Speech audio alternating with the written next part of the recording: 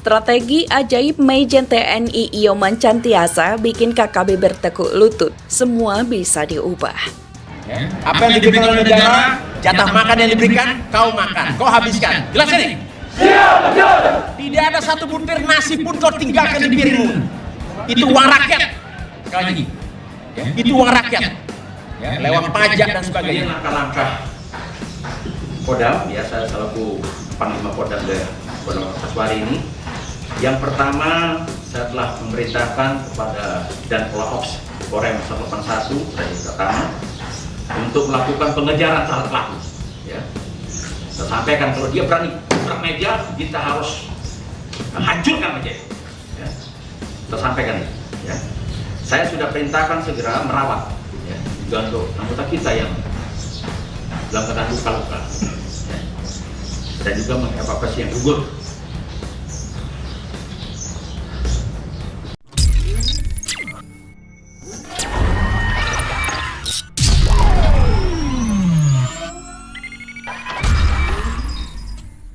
Majen TNI Ioman Cantiasa mempunyai strategi ajaib yang membuat kelompok kriminal bersenjata atau KKB di Papua bertekuk lutut. Para anggota KKB Papua yang selalu angkat senjata berhasil diluluhkan hatinya oleh Majen TNI Ioman Cantiasa.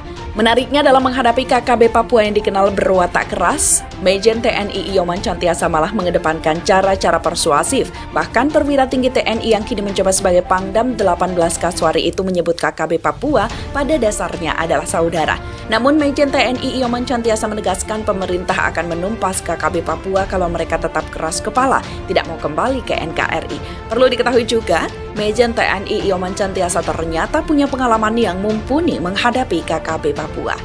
Ia pernah menceritakan pengalamannya itu dalam tayangan di channel YouTube Gilbert Lumoindong dengan judul Majen Ioman Cantiasa dan Jen Kopassus TNI. Dalam tayangan tersebut, Majen TNI Ioman Cantiasa awalnya menjelaskan tentang doktrin prajurit TNI.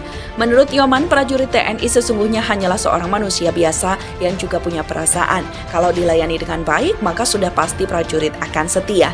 Perlu diketahui, prajurit itu atau orang yang berada di dekat kita adalah manusia yang punya perasaan. Sama seperti kita sendiri, kalau kita melayani dengan baik, maka dia akan setia dengan kita, ujar Nyoman.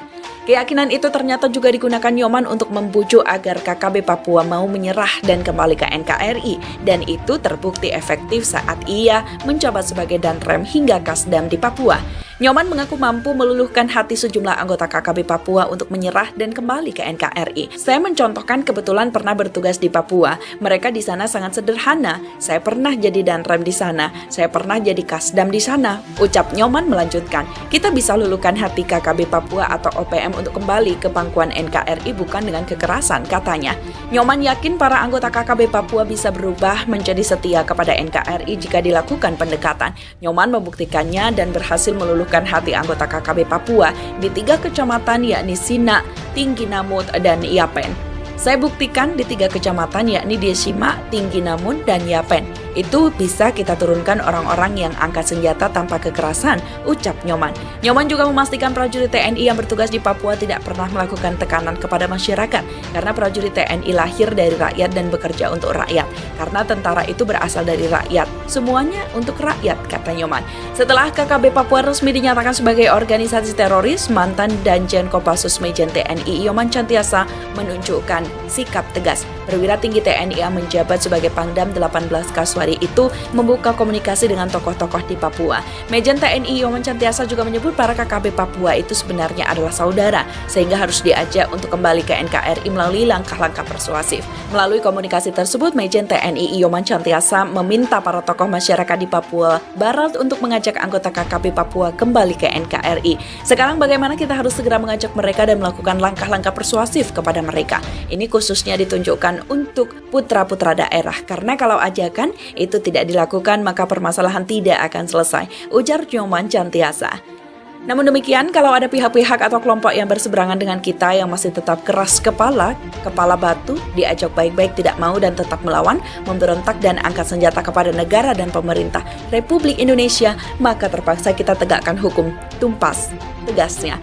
Nyoman Cantiasa juga mengatakan bahwa seluruh kelompok masyarakat harus mewaspadai adanya ancaman, paham radikal dan separatis yang kerap menyasar generasi muda. Terkait itu, ia berpendapat tokoh-tokoh masyarakat memiliki peran penting mencegah paham-paham tersebut disebarkan oleh pihak-pihak yang tidak bertanggung jawab. Nyoman Cantiasa juga meminta kepada tokoh masyarakat di Papua Barat untuk senantiasa mengingatkan orang-orang di sekitarnya agar tidak terpengaruh ajakan radikalisme dan separatisme. Menurut Pangdam, pembangunan di Papua Barat akan cepat terwujud jika ada perdamaian, kerukunan, dan persatuan seluruh kelompok masyarakat. Kita adalah anak-anak Indonesia, mari kita berkarya wawasan keagamaan kita dengan cara mencari sumber-sumber atau tokoh-tokoh yang memiliki pandangan yang moderat dan damai, kata dia.